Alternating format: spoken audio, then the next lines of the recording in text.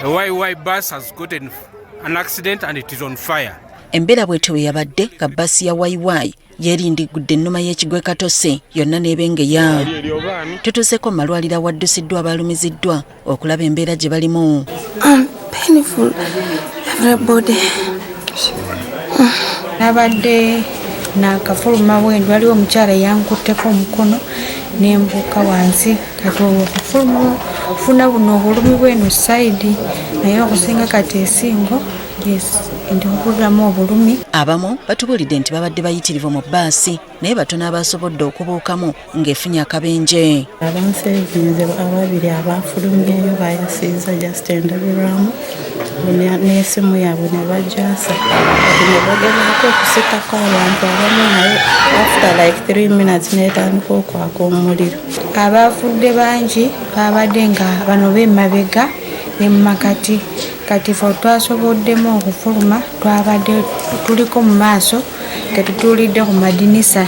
Kigambibwa nti akabenje kano kavudde ku ddereva okuwenyula bbaasi obuweewo ate ne yeekanga omugoba wa bodaboda eyabadde yeetisse enku kyokka ng'erudda waliyo takisi. Kati nga waliwo takisi naye eva Jinja batuukidde kumu ne boda kati nga driver akezaako okutaasa ki boda kati n'akezaako okukyuka nemulemerera neyewunzika emipiira negibitawo netandika okwaka nga n'abantu ababadde mu kitundu batidde okujja kumpi nga tebataasayo.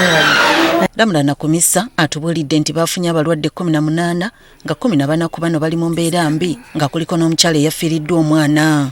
Bamuleese olwedde nga ye muto abasobodde okukima abalwadde baabwe ekiro nga tumaze bafa seedi bazze ne babapiikinga ne babatwala mu malwaliro agaliraanyeewo. Abasigaddewo ne babeera ku makya era abantu baabwe bazira banoonya ne babafuna. Okusinziira ku mwogezi wa poliisi mu bitundu bya Sseziwa Helen Butoto ku bantu 30 ababadde mu bbaasi 3 baafudde. Kati wenjogerera poliisi tuli mu kakasa nti mu ddwaliro musigaddemu abantu 13.